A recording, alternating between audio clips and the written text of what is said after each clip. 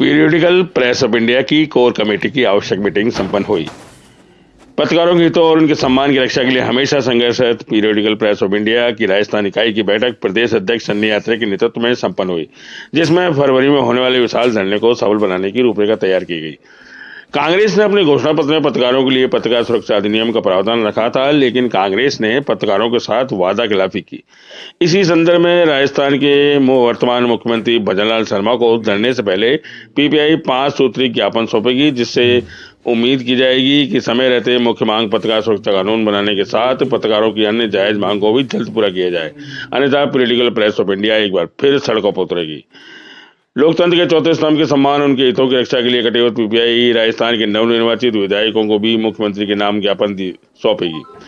PPI सभी पत्रकारों, पत्रकार संगठनों, सामाजिक धार्मिक संस्थानों के साथ आमजन के साथ अपील करती है कि लोकतंत्र की स्वस्थ परंपरा कायम रखने के लिए पत्रकारों के सम्मान की रक्षा के लिए पीपीआई द्वारा प्रस्तावित विशाल धरने को सफल बनाने में अपनी महत्वपूर्ण भूमिका निभाए। प्रदेश अध्यक्ष सन्नी यात्रा ने बताया कि पीपीआई हमेशा से ही पत्रकारों की समस्याओं के निवारण के लिए अपनी आवाज को बुलंद करती आई है। पत्रकारों को किस तरह सीधे सहायता मिले, इसके लिए हमेशा से ही प्रयासरत ही है। इसी क्रम में 24 फरवरी को विशाल धरना आयोजित किया गया है। कई बार पत्रकार सुरक्षा कानून की मांग को लेकर, अन्य जायज मांगों को लेकर पीपीआई सड़कों पर उतरी। धार्मिक संगठन सभी, क्योंकि लोकतंत्र चौथे का स्तंभ में जन भावना जुड़ा हुआ होता है। पत्रकार जो एक आम आदमी की समस्या को उठाता है, तो उस दृष्टि से हमने सभी को आह्वान किया है कि पत्रकारों के लोकतंत्र के चौथे स्तंभ की सम्मान की रक्षा के लिए आप सब लोग आए। उससे पहले हम लोग 5 धरने दे चुके हैं। आप ये समझ लीजिए कि लोकतंत्र के चौथे स्तंभ को प्रशासन, पुलिस द्वारा कोई तवज्जो नहीं दे रही है। लेकिन ये बहुत दुर्भाग्यपूर्ण है कि अगर ऐसे करेंगे तो लोकतंत्र की स्वस्थ परंपरा किस तरह कायम होगी। इसलिए 24 फरवरी 2024 याद रखिए भाइयों, और आपको इस धरने में जरूर आना है। इसमें मुख्य मांग जो हमारी है पत्रकार सुरक्षा कानून है, और जो पत्रकारों के हितों की रक्षा के लिए हम लोग कटिबद्ध हमेशा से रहे हैं।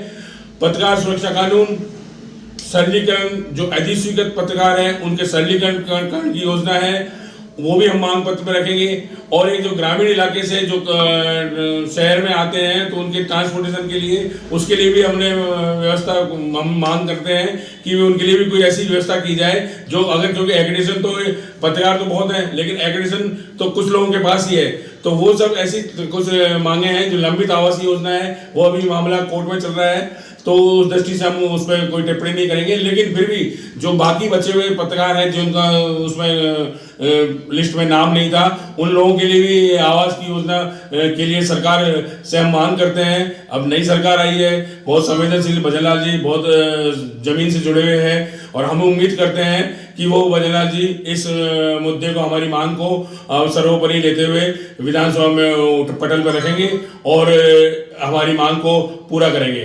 धन्यवाद। कि 24 तारीख को हम लोग एक विशाल धरना का आयोजन कर रहे हैं। इस धरने का मुख्य उद्देश्य रहेगा कि पत्रकार सुरक्षा कानून, वह जो कि अनाधिकृत पत्रकार हैं और जो दिन रात मेहनत कर रहे हैं, उनके लिए जो कि अधिकृत पत्रकार हैं, उतना नहीं तो कुछ कम उनको भी मिले।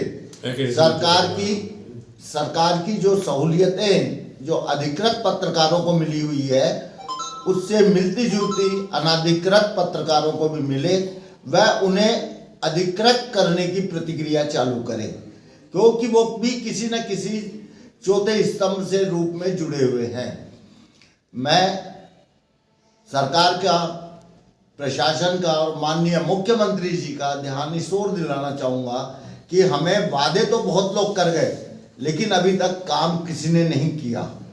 इस उम्मीद से इस बार हम लोग सरकार का ध्यान आकर्षित करना चाह रहे हैं कि सरकार इस बार तो कम से कम हमारी उद्देश्य को, हमारी मांगों को कम से कम विधानसभा के पटल पे रखे, वह हमारी जो जायज मांग है उसे पूर्ण करें। सभी पत्रकारों को सुरक्षा मिले, सभी पत्रकारों की आवाज में बुलंदी आए। जब सुरक्षा मिलेगी तो बुलंदी भी आएगी। इसी के साथ में मैं समाप्त कर रहा हूँ। जी भाई साहब, नरेश जी भाई साहब, इन्होंने क्या पहले भी पत्रकार सुरक्षा के मामले में हर बार ये आवाज़ उठाते हैं। इनका पहले भी हुआ है, अच्छा हुआ है धरना। इन्होंने हर बार हर पत्रकार के साथ कंधे से कंधे मिलाकर साथ दिया है। तो अब ये दोबारा 24 तारीख को कर रहे हैं, तो मेरा तो यही कहना है कि सबको एक होना है और इनका साथ देना है। ये एक समय है, फिर बाद में ये मत बोलना कि इन्होंने कुछ नहीं किया। ये हर बार पत्रकारों के साथ रहते हैं, चाहे वो किसी भी संगठन से हो, चाहे किससे भी हो।